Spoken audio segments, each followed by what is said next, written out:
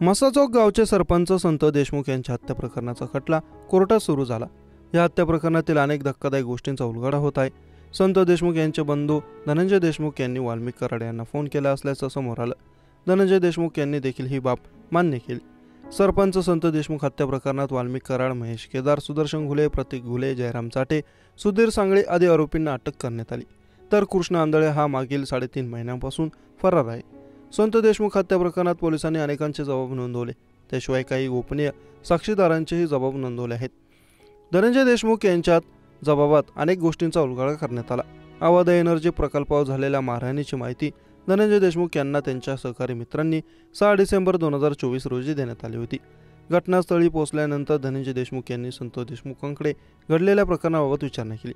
त्यावेळी संत देशमुख यांनी वाल्मिक कराडची माणसे अवधा कंपनीत लोकांना दम देऊ खंडणी मागत असल्याचं सांगितलं। सरपंच संतोष देशमुख यांचं 9 डिसेंबर 2024 रोजी अपहरण करण्यात आलं। त्याच दिवशी संतोष देशमुख यांनी खंडणीच्या आड येऊ नको म्हणत जीवे मारण्याची धमकी विष्णू चाटेंनी दिली असल्याचं धनंजय देशमुखांनी सांगितलं।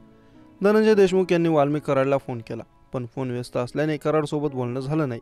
त्यानंतर विष्णू चाटेला फोन केला असल्याची माहिती धनंजय देशमुखांनी सांगितलं। संत देशमुखला सोडून देण्याची विनंती धनंजय यांनी केली होती, त्यावर विष्णू चाटे याने तुमच्या भावाला सोडून देतो असं म्हटलं होतं। दरम्यान केज येथील जिल्हा व सत्र न्यायालयात 12 मार्चला पहिली सुनावणी झाली। आरोपींच्या वकिलांनी सरकारी वकिलांकडे डिजिटल पुरावे CDR आरोपींचा जबाब देण्याची मागणी केली होती।